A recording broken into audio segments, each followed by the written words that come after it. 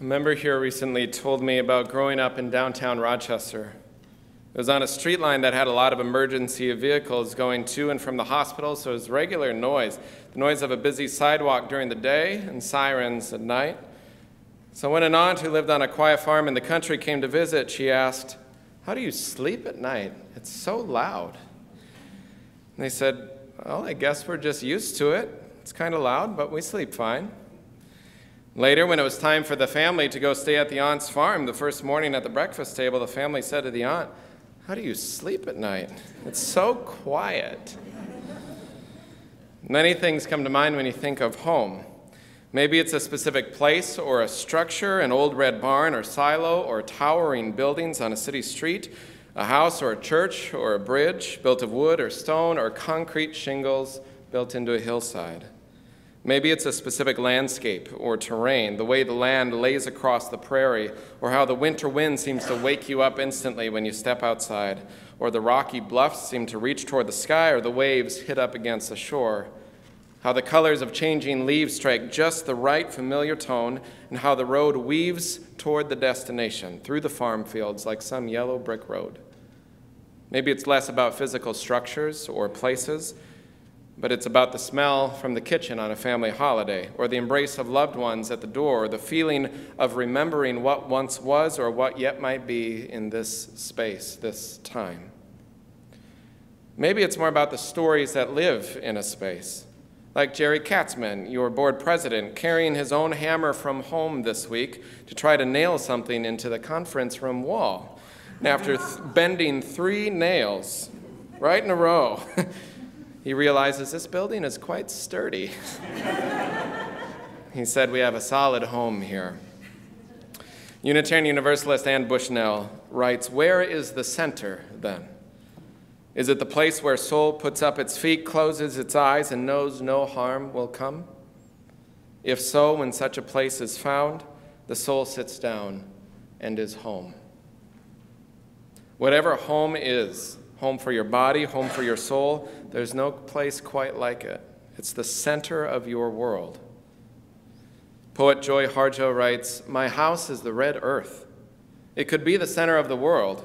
I've heard that it's New York or Paris or Tokyo, the center of the world, but I say the center is unimaginably humble. You could drive by and miss it. Radio waves can obscure it. Words cannot construct it, for there are some sounds left to sacred, wordless form." She says, for instance, that fool crow just picking through trash near the corral, he understands the center of the world as greasy strips of fat. Just ask him. He doesn't have to say that the earth has turned scarlet through fierce belief after centuries of heartbreak and laughter. He just perches on the blue bowl of the sky and laughs. Sometimes words can't construct it, the poet writes, can't quite capture what is really an embodied feeling, a heart-deep awareness of the who and the what and the where that builds a home. I remember when I was in late elementary school, we took my oldest brother to college. It was worlds away, farther than I could ever imagine. It was northern Minnesota. But barely, it was Moorhead, like that's almost North Dakota, a whole other state. Anyway, it was maybe a scene you're familiar with. We were packing up the minivan and loading up and tying down the trailer. My parents making sure he had all the right clothes, shelves, office supplies. My brother making sure he had all the right posters and CDs and T-shirts. And I just sitting in the background, quietly scoping out his room. But we loaded into the van. We loaded in with these wagon loads of words and stories and hopes and possibilities and fears and dreams, and we put the trailer on the hitch. We headed up the interstate.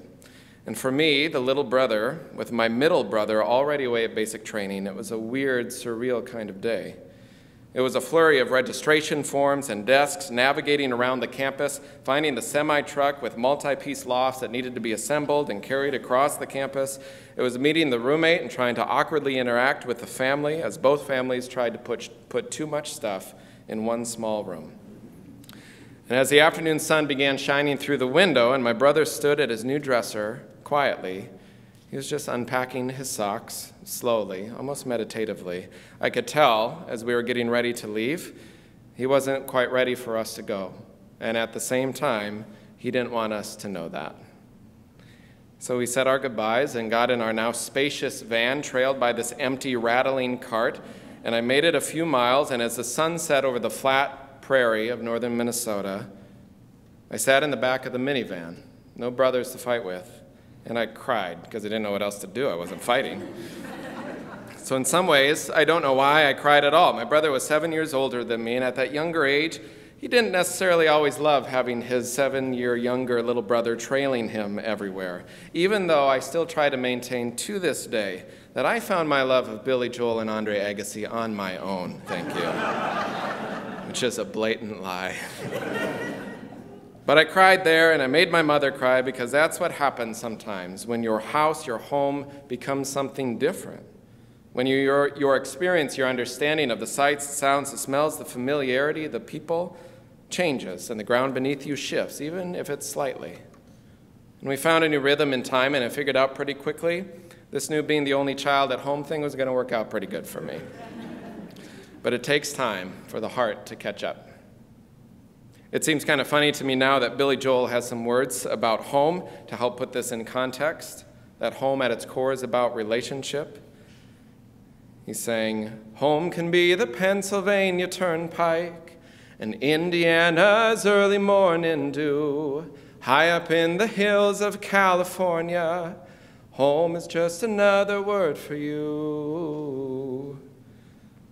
He says, as long as I have you by my side, there's a roof above, and there are good walls all around.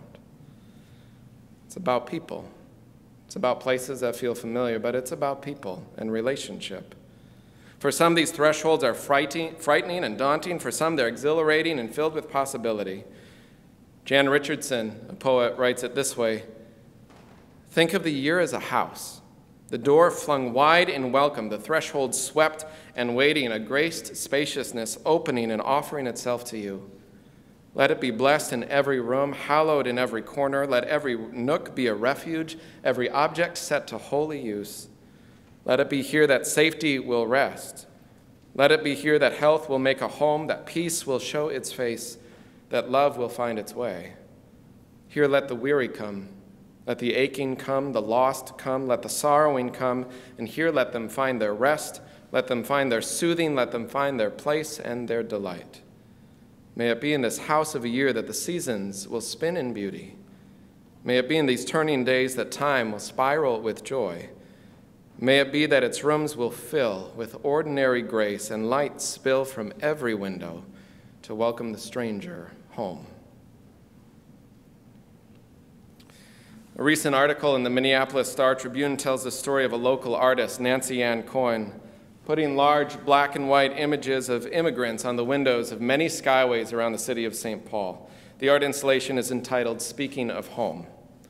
It tells the stories of people from Romania, Kenya, Laos, Sweden, and dozens of other countries. Like many, a sense of home shifts and it changes depending on circumstance, much of which throughout the world is beyond someone's control. Here are just some of the words included in this project. Tamim from Afghanistan writes, home is a place of being anchored down. I make home by contributing and volunteering in my local Muslim community because having come from a war-ridden place, security is important. And what it means is not being attacked or robbed or fearing that bombs would fall on my home. Ness from Turkey writes, home is a place just to be you. The fact that we run our own lives independent of other people's expectations makes me feel like we've truly found a home. Olga from Hungary writes, this photograph reminds me of our hard times in Austria and why we had to leave to begin a new life.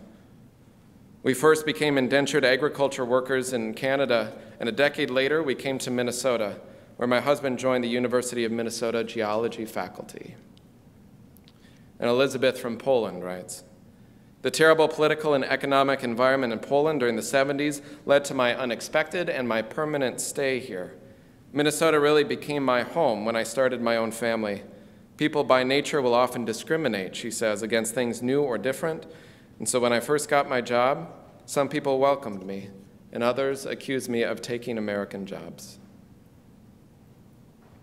For so many, home is something they yearn for. Both a physical space, but also a soulful space. a place where the soul can sit down, have relative safety, a sense of belonging and familiarity and of affirmation and acceptance, beyond the ability of words to capture the deepest experience of what home means to someone who lives on the land that their family's been on for generations, or for someone who must find a new home because of circumstances they don't control, or someone whose sense of place is as wide and as fluid as a boat drifting on the sea. What does it take to make a home? As Joyce Sutphin writes, what does it take to build a house of possibility, to clear a spot for memory, to make a road where the future can come and go? One day, a woman named Alice received a call, a familiar number and a familiar voice, but something in the voice was a little different this time. "I have to tell you something, Grandma," the voice said. It was her grandson, Charlie. "Can I come over later today?" "Sure, honey, you can come over any time." Alice was upstairs in the kitchen off the living room when she heard the knock downstairs as the door opened. "Grandma?" the voice called. It was Charlie. "Up here, honey, come on up," Alice replied. So Alice moved from the kitchen and came around the corner and looked at Charlie and said, "Hi, you look a little different." And Charlie replied, "Yeah, hi, that's what I wanted to talk about." "You're dressed a little different, Charlie."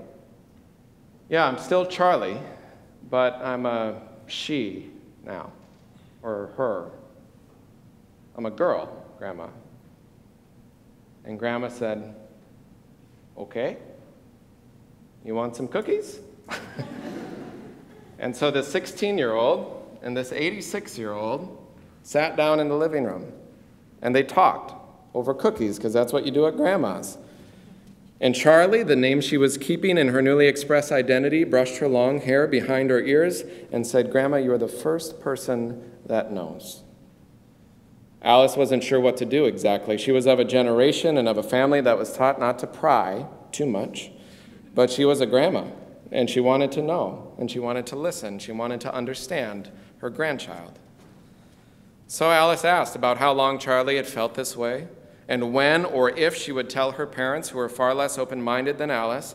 Charlie settled down deep into that chair with this grandma who had worked with her on the marriage campaign, into the embrace of her grandmother's heart, held by threads of love and a slightly tattered easy chair, because when Charlie needed to tell her story, to expose her heart, to celebrate who she was becoming, she needed a place, a space for her soul to sit down, to have her body feel held and comforted and affirmed, even as her body was changing itself, even in the uncertainty and the wondering of where the story would go from here. When she needed to tell her story, she went home. She went to the home her soul needed, which was the smile and the loving questions and the plate of sugar cookies on the coffee table that she had bumped her head on as a toddler.